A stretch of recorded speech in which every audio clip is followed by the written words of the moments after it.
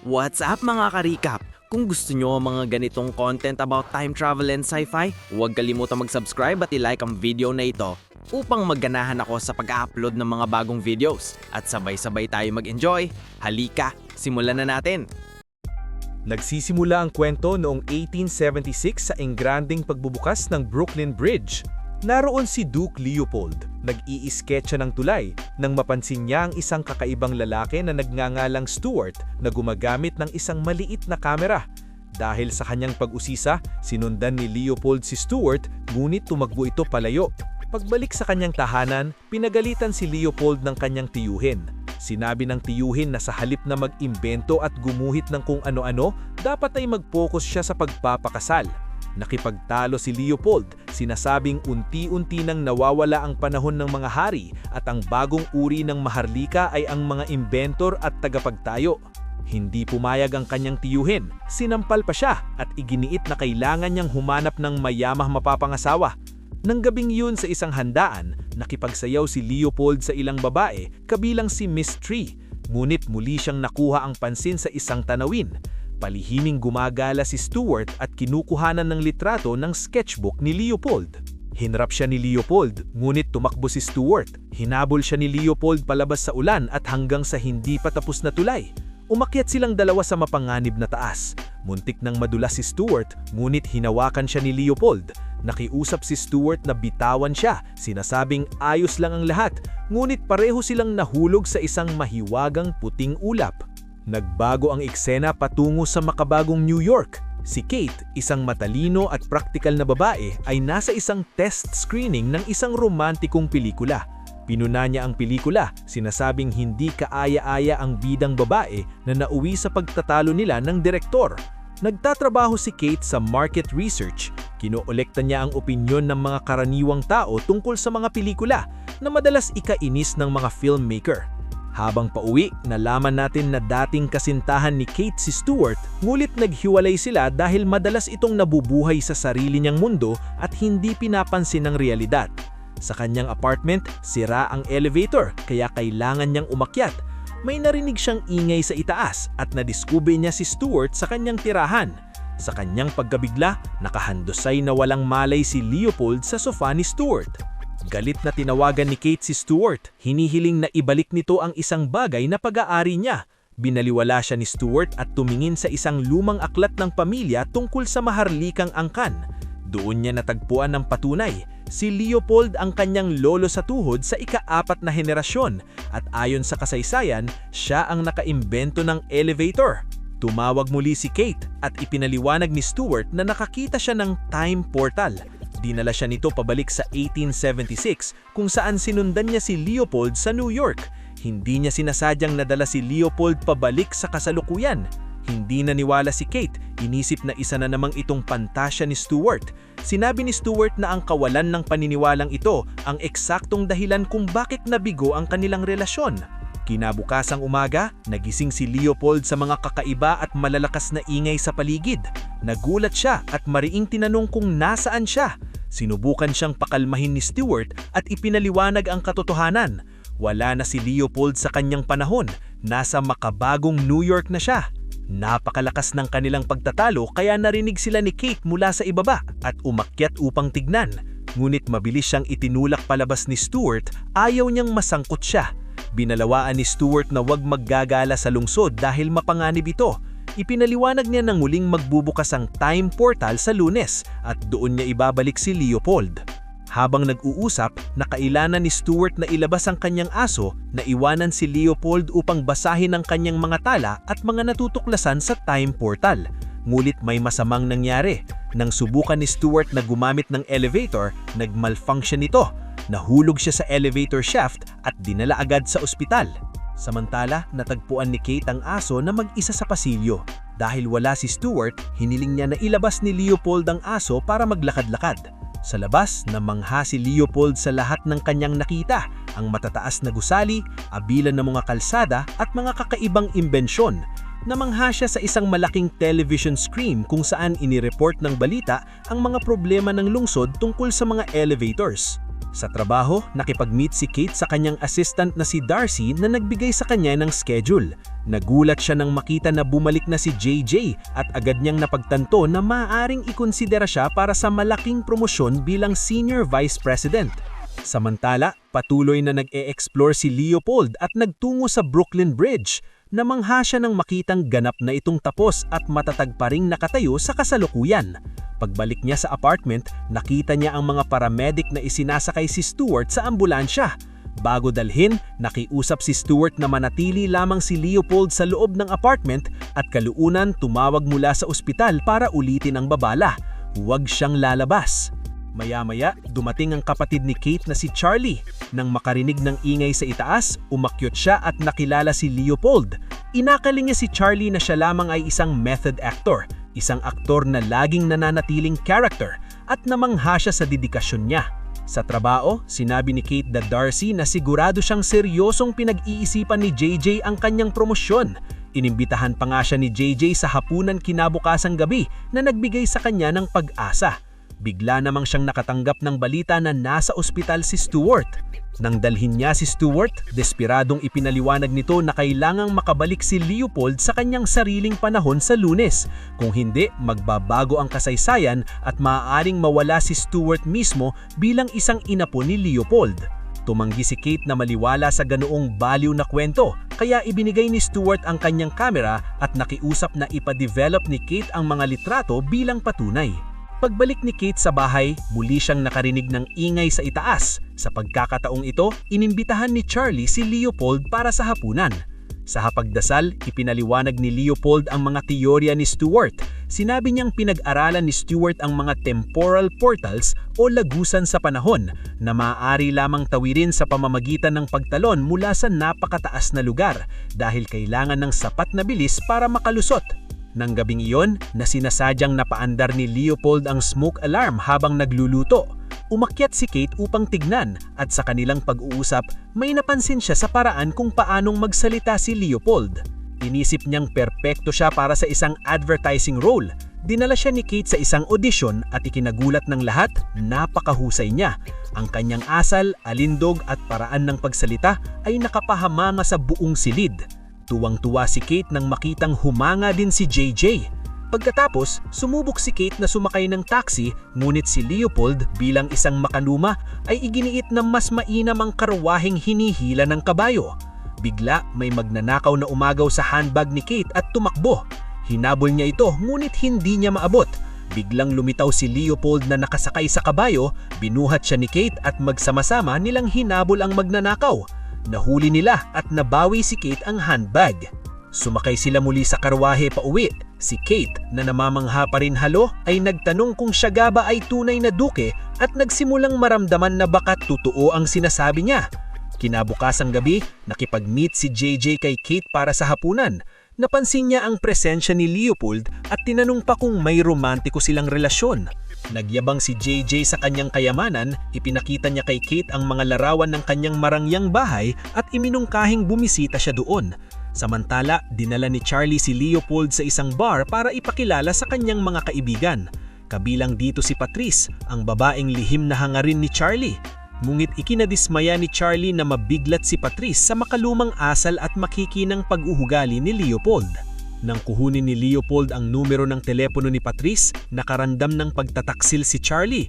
Ngunit mahinahin na ipinaliwanag ni Leopold na nagtagumpay lamang siya dahil sinabi niya ang totoo kay Patrice na si Charlie ay may malasakit sa kanya, ngunit masyadong mahiyain para ipahayag ito. Hindi nila nag-agawan ng atensyon ni Patrice, tinulungan lamang ni Leopold si Charlie. Patuloy siyang nagbigay ng payo kay Charlie kung paanong haharapin si Patrice. Ngunit habang nagtatangka, may napansin si Charlie. Parang may malasakit din si Leopold kay Kate. Samantala, nasa hapunan si Kate kasama si JJ. Sa wakas, binanggit niya na ang tunay na dahilan kung bakit niya inakalang inimbitahan siya para pag-usapan ng kanyang posibleng promosyon. Sa halip, nagsimulang magsabi si JJ ng hindi angkop na komento na nagpailangan kay Kate. Sa sandaling iyon, dumating rin sina Charlie at Leopold sa parehong restaurant. Naging tensyonado at alanganin ng sitwasyon. Sumubok si JJ na magyabang, ngunit taratasang pinuna ni Leopold ang kanyang kayabangan at kamanghangan. Nabigo at nainis, tumayo si Leopold at umalis. Sumubok si Kate na ayusin ang sitwasyon sa pamamagitan ng paghingi ng paumanhin kay JJ, ngunit pagkatapos, tahimik siyang umuwi at diretso sa kanyang silid. Nang gabing iyon, nagsulat si Leopold ng isang tuos sa pusong liham ng paghihingi ng paumanhin kay Kate, ngunit pagsapit ng umaga, umalis siya nang hindi ito man lang napansin. Sa kabutihang palad, nakita ni Charlie ang liham, hinabol si Kate at palihim itong isinuksok sa kanyang bag.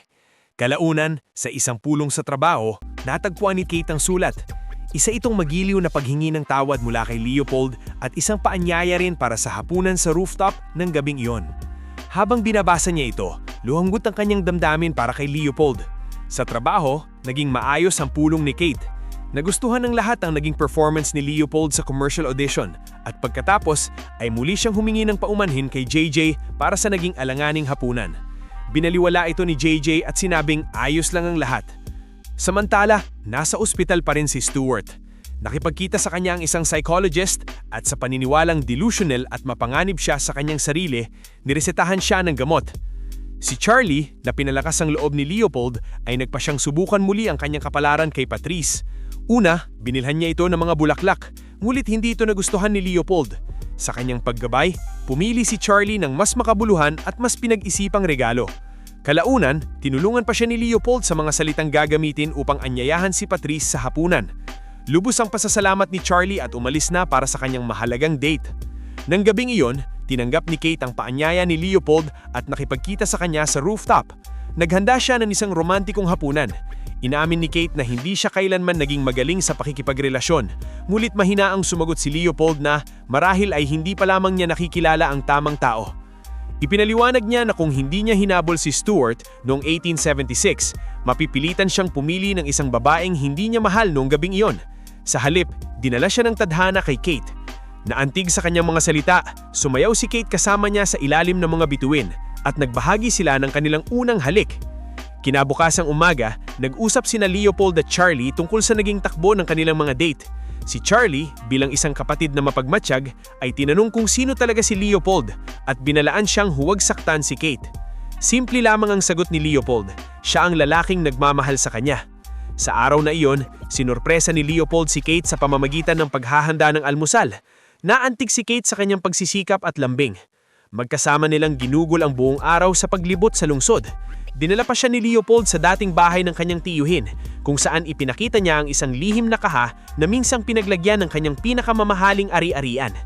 Mula roon, inilabas niya ang singsing ng kanyang yumaong ina, isang kayamanang iningatan niya ng loob ng maraming taon. Kalaunan, tinanong siya ni Kate kung namimiss niya ang sarili niyang panahon. Inamin ni Leopold na oo, hindi lamang ang mismong kanahon, kundi ang mas mabagal at mas payapang takbo ng buhay, katulad ng simpleng araw na kanilang pinagsamahan. Paglampas ng hating gabi, naghanda si Leopold na itanong kay Kate ang misyang napakahalagang tanong, hawak ang singsing ng kanyang ina. Ngunit inantok si Kate, kaya marahan niya itong pinahiga. Bago tuluyang makatulog, hiniling ni Kate na manatili siya sa gabi. Hinaplos at niyakap niya si Kate at sabay silang nakatulog sa bisig ng isa't isa. Kinabukasang umaga, dumating si Leopold sa set upang kunanan ng commercial na kanyang inaudition. Ngunit nang natikman niya ang produkto, nasuklam siya. Tumanggi siyang magsinungaling at umalis sa set. Hinabol siya ni Kate, ngunit mariin niyang sinabi na hindi niya ipopromote ang isang bagay na hindi niya pinaniniwalaan. Inamin ni Kate na tunay ngang pangit ang produkto. Itinuro naman ni Leopold na marahil ganitong klaseng kawalan ng katapatan ang dahilan kung bakit miserable siya sa kanyang karera. Nagkaroon sila ng pagtatalunan tungkol sa etika at kompromiso. Sa huli, nagpasisya pa rin silang bumalik at tapusin ang trabaho. Habang pauwi sakay sa taxi, inamin ni Leopold at Kate na napakaganda ng weekend na kanilang pinagsamahan. Ngunit ngayon, talang tapos na ang lahat. Samantala, si Stuart ay nakakulong pa rin sa psychiatric ward ng ospital. Desperado nang makalabas, nakumbinsi niya ang isang nurse na hindi siya baliw. Pinaniwalaan siya nito at tinulungan siyang makatakas.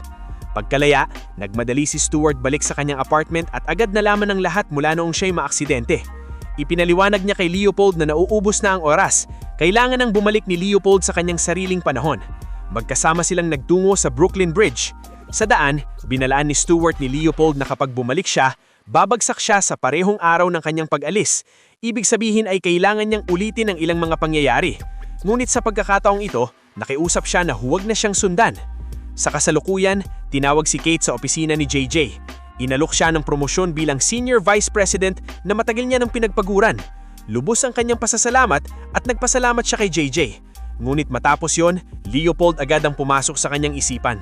Tinawagan niya ang apartment ni Stuart at nag-iwan ng mensahe, sinasabing nakuha niya ang trabaho, humihingi siya ng paumanhin sa naging wakas ng lahat. Sinabi niyang namimiss niya si Leopold. Si Stuart, na nakabalik na sa apartment, ay nakinggan ng voice message habang papasok si Charlie. Tinanong si Charlie kung nasaan si Leopold.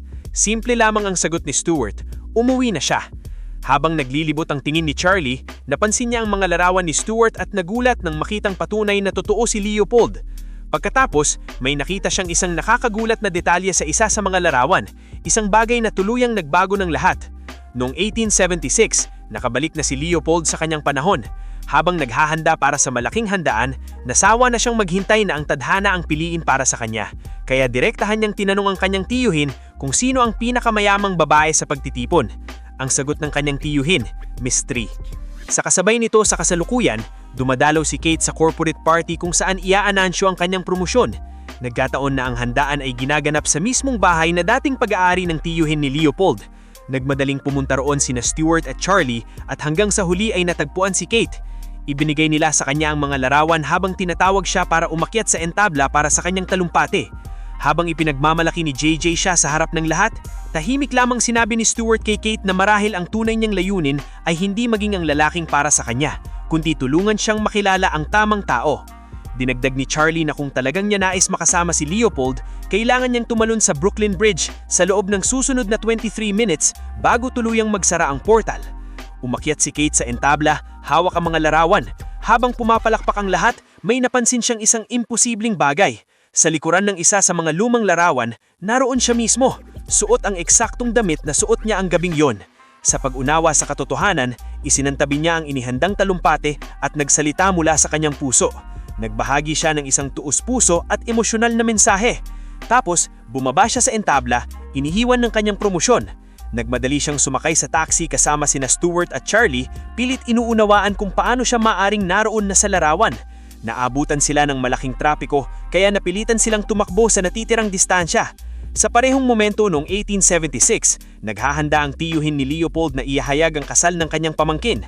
Sa Brooklyn Bridge, narating ni Kate ang mga girders ngulit natigilan, takot na takot sa pagtalon.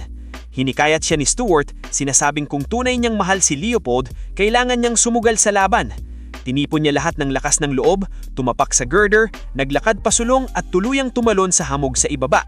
Ilang sandali lamang, dumating siya sa nakaraan. Walang pag-aalinlangan, pumasok siya sa bahay ng tiyuhin ni Leopold at nasilay siya eksaktong momento bago gawin ang announcement. Sa una, walang nakapansin sa kanya, hanggang sa tumingala si Leopold at makita siyang tahimik na nakatayo sa likuran ng silid. Lumambot ang kanyang mukha sa pagkilala. Walang pag-aalinlangan, pinutol niya ang plano ng kanyang tiyuhin, hinawak ang kanyang kamay ni Kate at buong pagmamalaki ipinakilala siya bilang kanyang kasintahan. Sumabog sa palakpak ang lahat habang naghalikan at sumayaw sila hanggang sa wakas na nagkita at nagkaisa kabilang ng panahon. Sana nag-enjoy kayo mga ka-recap. Anong masasabi niyo sa movie natin ngayon? Mag-iwan ng komento sa baba. At huwag kalimutang mag-subscribe sa ating channel para sa mga new updates at uploads. Kita-kits sa susunod na kwento. Salamat at mag-iingat tayong lahat.